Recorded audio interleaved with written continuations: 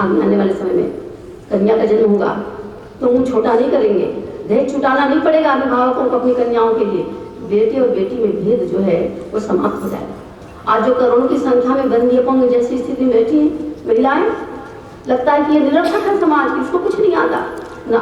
आने वाले समय में पुरुष से कंधा मिलाकर हर जगह काम करती हुई नजर आएगी और अपने उत्पादन से समाज की शोभा सुषमा सुव्यवस्था उत्पादित करेगी, दिखाई देगा। शांति व्यवस्था इसी के आधार पर कायम होगी समाज में। आने वाला समय न्याय उसके हाथ में आएगा तो अन्याय अनीति भ्रष्टाचार का बोलबाला समाप्त हो जाएगा। जब चिकित्सा करेगी तो वो जेब भरने वाले डॉक्टर के समान नहीं जो आमतौर पर दिखाई देते हैं। जब चिकित्सा करेगी तो हर रोगी को ये लगेगा कि किसी माँ की ममता उनके ऊपर उगली जा रही है, सुकून महसूस करेगा वो। शिक्षा स्वास्थ्य विशेष रूप से उसके पल्ले रहेंगे, ये विभाग पूरा वो संभालेगी। तो बहनों भाइयों, नारी का उत्कर्ष और वर्चस्व को बढ़ाकर महाकाल नेतृत्व का और सारा उत्तरदायित्व उसको सौंपने वाले हैं। और जैसे जैसे ये सौंपा जाएगा वैसे वैसे सतयुग की घड़ी, विश्व शांति की घड़ी निकट आती जाएगी। ये संकेत मिलने शुरू हो गए हैं और गुरुदेव ने स्पष्ट कर दिया है, यदि हम स्वाध्याय नहीं करते होंगे, मान लीजिए हमारी वो बहनें खासकर ग्रामीण अंचल में रहती हैं, बहुत से लोग होते हैं जो स्वाध्याय नहीं कर पाते कि गुरुदेव ने क्या कहा तो वो स्वाध्याय भी करें और ना भी करते हो तो ये जो विशेष बातें हैं इससे समझ लें। ये संकेत है किसका, कि किस तरह से सतयुग निर्माण में नारी की आंतरिक विशेषताओं का उपयोग भविष्य में किया जाने वाला है। अब देखें एक बात, कौन सी, ये जो भविष्यवाणियां हैं भविष्यवक्ताओं के द्वारा जो की गई है गुरुदेव और अन्य भी महापुरुषों के द्वारा, तो ये भविष्यवाणियां किस हद तक प्रत्यक्ष दिखाई दे रही है जिस समाज में हम रह रहे हैं। बहनों भाइयों, हम एक बात स्पष्ट देखते हैं कि महाकाल के द्वारा वास्तव में संसार का भावी नेतृत्व नारी के हाथों में सौंपा जा रहा है। कैसे जाने हम इसको, जिन स्थानों पर भी, जिन देशों में भी नारी चेतना जागी है थोड़ी ही, तो वहां अपने स्वयं के अधिकार को, स्वतंत्र अधिकार को प्राप्त करने की उसने संघर्ष किया, संघर्ष समितियों का गठन हुआ और उसके अधिकार उसको मिले। सारे विश्व में इस अधिकार को पाने के लिए उथल पुथल मच गई। कई देश इसके इस क्रम में देखे जा सकते हैं, उल्लेख मिलते हैं उसके। केवल भारत की बात नहीं हो रही, भारत तो बल्कि उसकी तुलना में पीछे रहा। निकारागुआ में महिलाएं विशाल जनसभा को अपने पक्ष में कर ली और इसका लाभ उनको मिला क्या, कि रूढ़िवादी मान्यताओं को हटाकर स्त्रियों को पूर्णतः स्वतंत्र रूप से जीवन जीने का अधिकार उनको मिल गया। इसी प्रयोजन से केन्या की स्थिति में काफी परिवर्तन आया। वहां पर उत्तराधिकार का नियम लागू हुआ, उनको उत्तराधिकार माना जाने लगा। इंडोनेशिया में विवाह अधिनियम पारित हुआ। Zimbabwe, Peru, Venezuela, Nepal, France, ये सभी स्थानों महिलाओं के मौलिक अधिकारों का जबरदस्त आगे बढ़ी हुई दिशा में उसको उपलब्ध कराने का क्रम चला। पुरुषों के दृष्टिकोण में इससे काफी परिवर्तन आया। जब शासन से लेकर के आम जनता तक जनमत बन जाता है तो फिर सबका दिमाग बदल जाता है, ये देखने में आया। इसीलिए महर्षि अरविंद ने संभवतः इसलिए कहा होगा, हमारे भाई बंधु जानते होंगे कि उन्होंने 21वीं सदी को मदर सेंचुरी कहा। और कई देशों में जहाँ पहले केवल पुरुषों का वर्चस्व था, आज महिलाएं महत्वपूर्ण पदों पर प्रतिष्ठित हो गई हैं।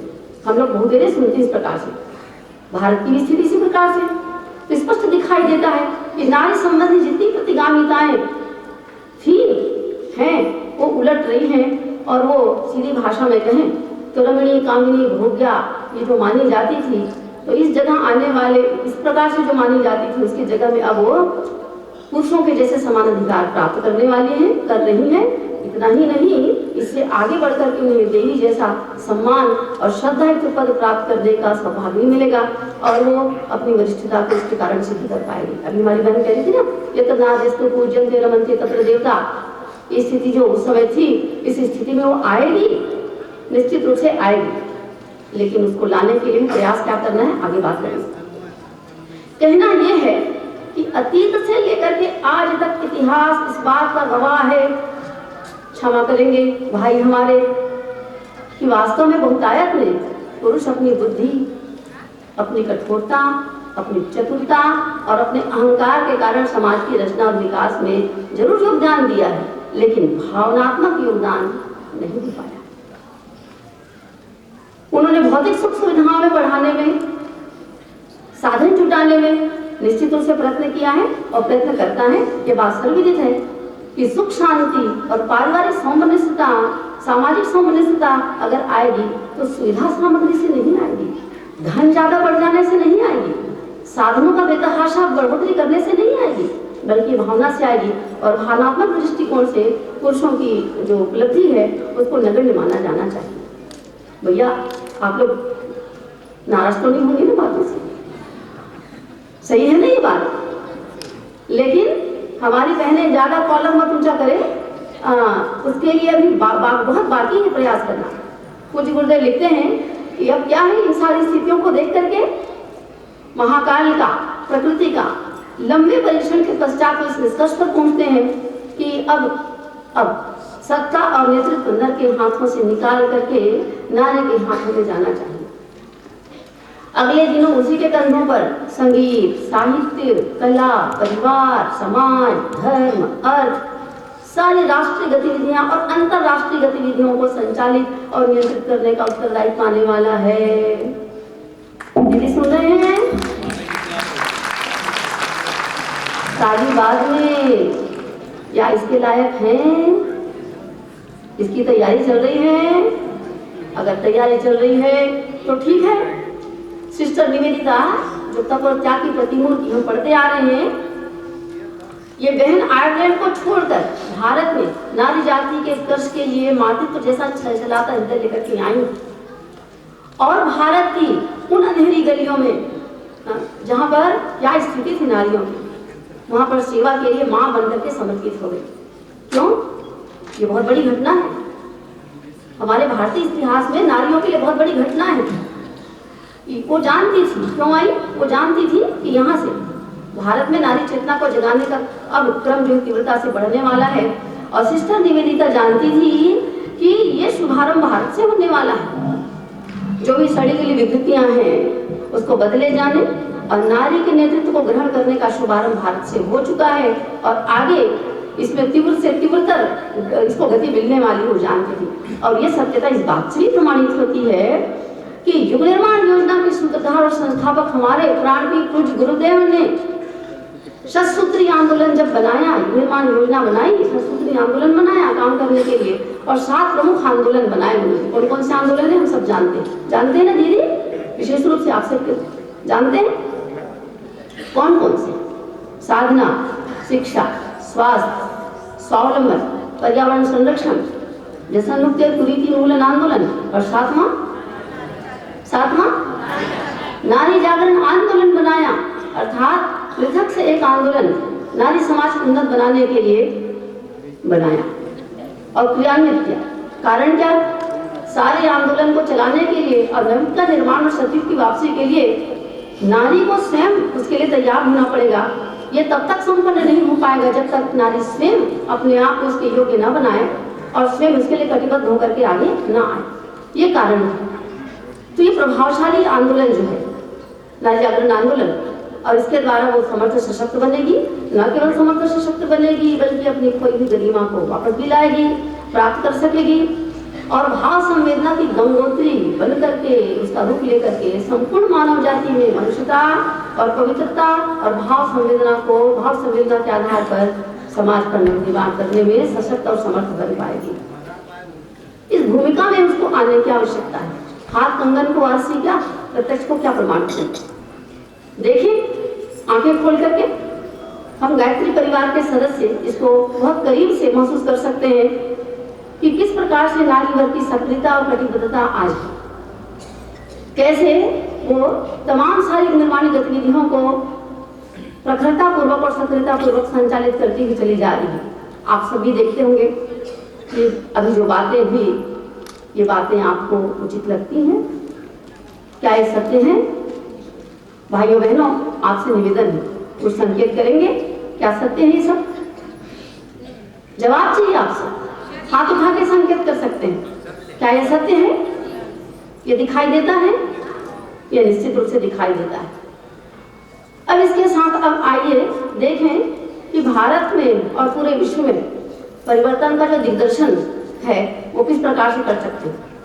प्रैक्टिकल समाज में लड़के और लड़कियों में भेद अब पहले की तुलना में परिवारों में घटने लगा है। हमारी बेटियों को भी अब शिक्षा प्राप्त करने के लिए बाहर भेजा जाता है। हमारी बेटियां बहनें बेंगलोर, दिल्ली, पुणे, हैदराबाद और तमाम सारी जगहों में बिना किसी संकोच के और प्रतिबंध के बड़ी संख्या में जाती हैं, शिक्षा प्राप्त करके आती हैं, जॉब करने के लिए दूर दूर जाती हैं। अभिभावक अपनी बेटियों को शिक्षित और स्वावलंबी बनाने में अब संकोच, झिझक नहीं, गौरवान्वित महसूस करने लगे। मेरी बेटी, अरे राम लखन से कम नहीं मेरी सीता गीता, ये उनके मन में भावना है। जिनकी बेटी ही बेटी है उसको कहीं से नहीं लगता कि हाय मेरा बेटा नहीं है, जैसे पहले लगता था। मैं समझती हूँ, मैं देखती हूँ।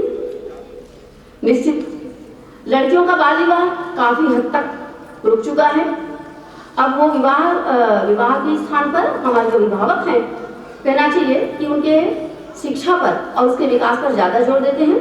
विवाह के पश्चात भी हमने देखा है, कॉलेज में मैं देखती हूँ हर साल कि कम से कम पूरे कॉलेज में 10-12 ऐसी बेटियां होती हैं जो मांग में सिंदूर भर करके कॉलेज में पढ़ने के लिए आती हैं और ससुराल से आती हैं। मैंने देखा, आपके बीच में भी आप लोगों ने देखा होगा। तो सास ससुर भी अपनी बहुओं को पढ़ाने लगे हैं। मैं इसलिए 11th क्लास के पश्चात पूरा एजुकेशन मेरा विवाह के पश्चात हुआ है। उसके बाद मैंने जॉब किया, उसके बाद PhD वगैरह जरूर किया, बाद में किया। और ये वधू जो पढ़ी लिखी स्वावलंबी होती, बड़ी सहजता पूर्वक जाकर के परिवार का नेतृत्व करती है। वो अपने ननिहाल की तरह से अपने मायके के साथ ससुराल को भी गौरवान्वित करती है। अब विवाह है तो ऐसी कन्या का चयन किया जाने लगा है। आप देखिए, जो सुशिक्षित ही नहीं, नौकरी पेशा भी हो, आप देखते हैं कि वह उनको ढूंढता है। अरे शिक्षा कर्मी तो मिले कम से कम, वो ये ढूंढता है। सास ससुर भी यही सोचते हैं। तो परिवर्तन तो आया, शिक्षा के साथ साथ स्वावलंबन वाली बात ये अब परिवार में स्वीकार किया जाने लगा। एक समय था जब कन्या को भ्रूण हत्या कर दी जाती थी। बड़ी बूढ़ी लोग उसको खाट की पाटी से दबा के मार देते थे। कहते हैं जन्म लेते साथ उसका वध कर दिया जाता था। और कन्या भ्रूण हत्या चरम सीमा पर पहुंच चुकी थी। अभी ये 15-20 साल 15 साल पहले की बात है। अब शासन की ओर से गर्भ को जांच कराना और उसमें कन्या है कि नहीं उसको जानना, जो उनका गलत उद्देश्य होता है, उस पर शक्ति बरती है, कड़ा प्रतिबंध लगा हुआ है। अब कन्या भ्रूण हत्या नहीं हो सकती इस कारण से, ये देखने में आया। अब तो बेटी पढ़ाओ, बेटी बचाओ, बेटी पढ़ेगी तो विकास गढ़ेगी, ये समाज का नारा बन गया। गांव-गांव, गली-गली में, हर विद्यालय में, महाविद्यालय में आप देखेंगे कि इसके ऊपर जागरूकता क्रम चलता है। उसके ऊपर वाद्य प्रतियोगिताएं होती है, भाषण प्रतियोगिता होती है। ज्यादा से ज्यादा लोगों को जागरूक किया जाता है, बच्चों को भी जागरूक किया जाता है। बहनों भाइयों, सर्वेक्षण की रिपोर्ट के अनुसार उनकी संख्या लड़कों की तुलना में लड़कियों की संख्या बढ़ती जा रही है। और जो भविष्यवक्ता हैं, जनसंख्या विशेषज्ञ हैं, भावी समय में पुरुष अल्पमत होंगे। और ये उचित है कि अनुचित मैं नहीं जानती, लेकिन कह रहे हैं कि पुरुष अल्पमत होंगे, उनकी संख्या 1/3 बच जाएगी और नारियों की, लड़कियों की संख्या 2/3 हो जाएगी आगे जाकर। गुरुदेव इस संबंध में लिखते हैं कि प्रकृति ने जो अनुपयोगी है उसका उत्पादन कम करने की योजना बनाई। गुरुदेव लिखते हैं भाई, अनुत्पादक की उसको कम करने की योजना बनाई है। अर्थात सभी पुरुष उस दिशा में सक्रिय नहीं है।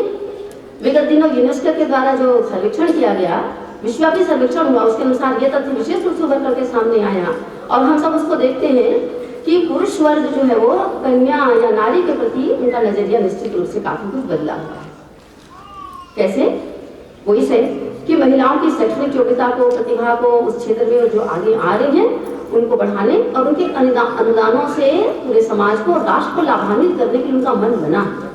अब वो पॉजिटिव सोचते हैं, लाभान्वित करने की बात सोचते हैं। जिन राष्ट्रों ने चिकित्सा, शिक्षा, व्यवसाय, तकनीकी क्षेत्रों में नारी का सहयोग लिया, निश्चित रूप से उनका सामाजिक आर्थिक ढांचा आमूलचूल परिवर्तित हो गया, ये दिखाई देता है। संबल के लिए महिला विश्वविख्यात है। आप देख लीजिए, मजदूरी करने से लेकर के, खेतों में काम करने से लेकर के देख लीजिए, सारे क्षेत्र में। और ये Britain, France, America, Indonesia, Bharat, Indonesia बुर्का पहनती थी, लेकिन उतार फेंके उसको और समूलक घरेलू कार्य करने में 40% महिलाओं की स्थिति वहां पर है। और अभी तो देखिए हमारे भारत में भी पेट्रोल पंप पे पेट्रोल भरने का काम महिलाएं करती हैं, देखा है मैंने महाराष्ट्र में देखा, यहाँ पर भी देखा। कंडक्टर का काम करती है, ऑटो रिक्शा चलाती है, बड़ा बड़ा तो करती है, अभी आते हैं आगे समूलक काम की बात हो। और उनका वर्चस्व तो ये सुमात्रा में मातृसत्तात्मक परिवार है। मातृसत्तात्मक परिवार का मतलब होता है कि लड़की शादी होकर लड़कों के घर नहीं जाती, लड़के युवा होकर के पत्नी के घर जाते हैं, उनका सरनेम चेंज होता है, पत्नी का सरनेम लगता है, उनके बच्चे जो होते हैं उनका वंश जो है वो माँ के वंश के अनुसार चलता है। इसको कहते हैं मातृसत्तात्मक परिवार। सुमात्रा में ये बहुत आयत में पाया जा रहा है। यूनेस्को सर्वेक्षण की रिपोर्ट के अनुसार विश्व पटल पर जितने भी उच्च शिक्षा, विज्ञान, प्रौद्योगिकी इनके क्षेत्र में औद्योगिक प्रतिष्ठानों में सेवारत महिलाओं की संख्या बेतहाशा बढ़ने लगी है पहले की तुलना में। चिकित्सा विज्ञान, भौतिक विज्ञान के क्षेत्र में तो महिलाएं अग्रणी भूमिका में आ रही हैं। संवेदना के दृष्टिकोण से हेरिक स्टो का नाम सबके जुबान पर रहता है। रंग भेद की नीति को समाप्त करने और गुलाम प्रथा को समाप्त करने के लिए इन्होंने टॉम कार्टर की कुटिया नामक जो किताब लिखी, दुनिया में आग लग गई, अर्थात सबका विचार परिवर्तन हो गया और रंग भेद की नीति समाप्त हुई, दास प्रथा समाप्त हुई। बहनों भाइयों, कृषि जैसे संसाधन कार्यों में देश भारतवर्ष में नारियों की भागीदारी इतनी प्रशंसनीय, उसके बिना तो घर ही नहीं चल सकता, खेती का काम हो ही नहीं सकता उसके बिना। शैक्षणिक क्षेत्र में केवल भारत नहीं सारे विश्व का रिकॉर्ड है और हम अपनी आंखों से देखते हैं कि महिलाएं भी परीक्षा में अधिक नंबरों से उत्तीर्ण होती है कि नहीं होती। आप अपने घर में लड़के और लड़कियां इन दोनों को देखिए और तुलना कीजिए। और शिक्षा जगत में सेवारत भी है। प्रगति को प्राप्त कुछ देश तो ऐसे हैं जहां पर स्पेशली विशेष रूप से स्वास्थ्य, शिक्षा, समाज कल्याण, पशुपालन, शिशु पोषण, दफ्तर, कृषि ये महिलाओं के हवाले कर दिया गया। भारतीय समाज में महिलाओं के प्रगतिशील कदमों से तो हम सब जानते हैं। सरकार के द्वारा जब सेना, सुरक्षा, वायुसेना, नौसेना, मर्चेंट नेवी ये सब जगह महिलाओं का प्रवेश मिल चुका है।